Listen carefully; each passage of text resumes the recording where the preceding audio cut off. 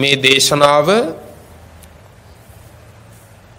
ඔබ සියලු දෙනාටමත් ලොව පුරාම ධර්ම ශ්‍රවණය කරන හැම දෙනාටත් සුවසේ ධර්මාවබෝධයේ පිණසම වේවා කියන ප්‍රාර්ථනාවන් හිතේ ඇති කරගෙන ගෞරවයෙන් ශ්‍රවණය කරමු. පින්වත්නි, අපි මේ ලෝකේ යමෙකුට යම් සැපයක් සලස්සනවා නම්, යම් සතුටක් උපද්දවනවා නම්, යම් කිසි සුවයක් සලසනවා නම්, මේ ලෝක සම්මුතිය ඇතුලේ තියෙන ඒ සියලු සැපයන්, ඒ සියලු සුවයන් දුක කියන එක ගෑවිච්ච තැනක තමයි පින්වත්නි තියෙන්නේ. අපි අනුන්ගේ සැපය වෙනුවෙන් මොන දේවල් දුන්නත්, ඒ මොන දේවල් දීලා මොන විදිහේ සැපයක් හදලා දුන්නත්, ඒ හැම සැපයක්ම ලෝක සම්මුතිය ඇතුලේ දුක ගෑවිච්ච ඒවා. යම් කිසි කෙනෙක් මේ ලෝක සම්මුතිය ඇතුලේ යම් සැපයක් උපද්දව ගන්නවා නම්, දැන් අපි ජීවිත කාලෙම වැය කරන්නේ ওই කාරණා දෙකටනේ. මොනවටද? සැප හොයන්නයි, දුක් නැති කරගන්නයි. ওই දෙකටනේ මුළු ජීවිත කාලෙම හුස්මක් ගානේ මහන්සි වෙන්නේ. සැපය ලබන්න, දුක නැති කරගන්න. අදහස අරමුණ ඕක වුණාට කරලා තියෙන වැඩේ හරිද කියලා බැලුවොත් එහෙම අපිට ඕන කරන්නේ සැප ලබන්න, දුක් නැති කරගන්න. ඒ අදහස තියාගෙන අපි කරලා තියෙන වැඩේ හරිද කියලා බැලුවොත් එහෙම පින්වත්නි, ඔබට තේරෙයි සමහර වෙලාවකදී වෙලා තියෙන්නේ ඒකේ අනික් පැත්ත කියලා. ඔබ සැපයක් ලබන්න හොයනවද නැද්ද? හොයනවා. සැපයක් ලබන්න පුළුවන් වෙන්නේ සැපයෙන්මද දුකකින්ද? සැපයක් ලබන්න වෙන්නේ දුකකින්. එක දුකකින් එක සැපද්ද? එක දුකකින් සැප 1000ක්ද? එක සැපයකට දුක් 1000ක්ද?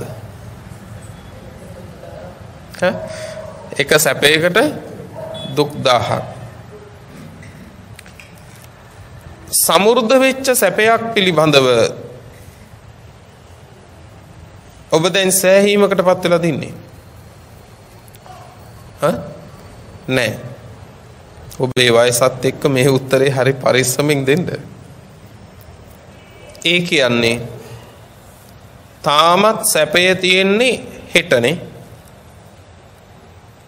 තාමත් සැපේ තියෙන්නේ හෙටනේ. එතකොට අද මොකද්ද තියෙන්නේ? හෙට විඳින සැපය වෙනුවෙන් සැප හොයන දුක. හෙටට ගියපුවාම හෙටට යනවා. එතකොට ආයෙත් මොකද වෙන්නේ? අනිද්දා තියෙන්නේ සැපය, හෙට තියෙන්නේ සැපය හොයන දුකනේ. මුළු ජීවිතයකම පින්නතුනේ සැප විඳිනවද, සැප විඳින්න දුක් විඳිනවද? සැප විඳින්න දුක් විඳිනවා. මේ ටික තේරුම් ගන්න පින්නතුනේ මහා ප්‍රඥාව වෙන්න ඕනේ.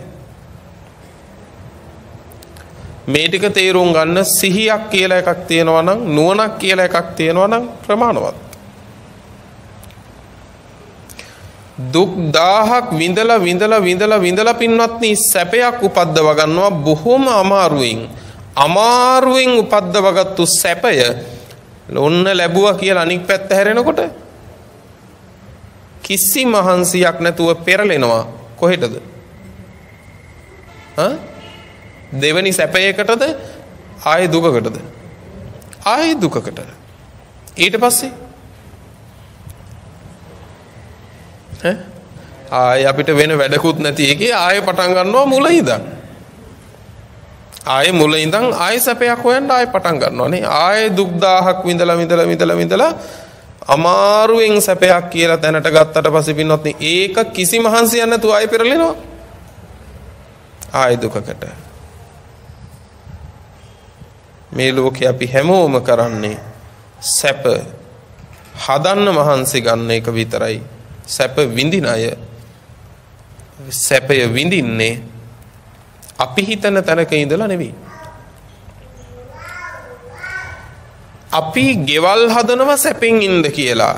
ගෙවල් අතෑරලා ගහමුල වැඩ ඉඳගත්තු උත්තමයෝ සැප විඳිනවා. ටිකක් හිතන්න බලන්න මේක. අපි 1000ක් දේවල් එකතු කරනවා සැප විඳින්න කියලා. ඒ ඔක්කොම අතෑරපු උත්තමයෝ මොකුත් නැතුව සැප විඳිනවා. ඒකනේ බුදුහාමුදුරුවෝ වදාළේ ඒචපන ලෝකේ සුඛං සෙන්ති අහං තේසං අඤ්ඤතරෝ. මේ ලෝකේ යමෙක් සැප විඳිනවා කියලා කියනවා නම් මයන් එයින් කෙනෙක් කිව්වා මොනවද තිබ්බේ උන්වහන්සේට? තිබුණු දේවල් අතෑරලාව මිසක උන්වහන්සේ බුදු වෙන ගමනේ එකතු කරගත්තු භෞතිකයක් නැහැ. හැබැයි බුදුහාමුදුරුවෝ ප්‍රායෝගිකවම අපිට පෙන්වුවට අපි තාමත් මම හිතන්නේ අලුත් නිවනකට පාරක් හොයනවා ඇති එකතු කර ගැනීමෙන් ලබන්න නිවන. එහෙම දන්නේ නැහැ. බුදුරජාණන් වහන්සේ අත්තරීමෙන් නිවන ලැබුවේ අපි එකතු කර ගැනීමෙන් නිවන ලබා ගන්න ක්‍රමයක් හොයනවා කියලා. එහෙම පරීක්ෂණයකට ඔබ එනවා නම් ඒත් කමක් නැහැ. හැබැයි එහෙම එකක් බුදුහාමුදුරුවෝ දේශනා කරලා නැහැ. මම මේ කියන්නේ බුදුහාමුදුරුවන්ගේ මාවත එකක් උන්වහන්සේ සරණ ගිය අපි උන්වහන්සේ ලැබූ ඵලයට සාදුකාර දුන්නට මාවත උන්වහන්සේගේ මාවතට ප්‍රතිපක්ෂයි. ටිකෙන් ටික නමුත් පින්වතුනේ ධර්මය තුලින් ලබන්නා වූ සැපයක් සුවයක් අරමුණු කරගෙන දැන් අපි අප්‍රමාදීව කටයුතු ආරම්භ කරන්න ඕනේ.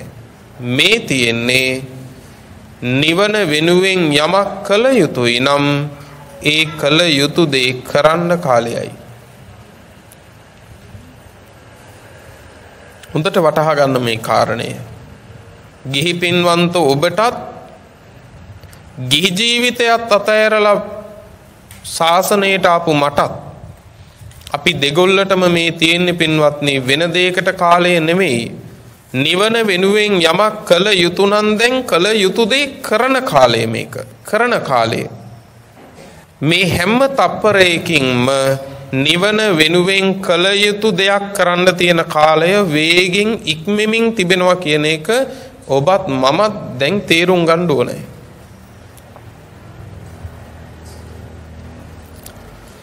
කොයි වෙලාවෙ මැරෙයිද කියන්න බෑ. හැබැයි මැරෙන්න කලින් අගක් මුලක් නැති සංසාරෙක කිලුටු කරගත්තු හිතක් හොදන්න තියෙනවා.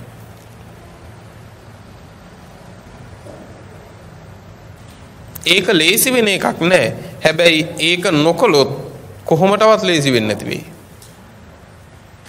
සසර තත්වයක් එක්ක. ඒ නිසා කල යුත්තේ දැන් කරන්න අපි ආරම්භ කරමු.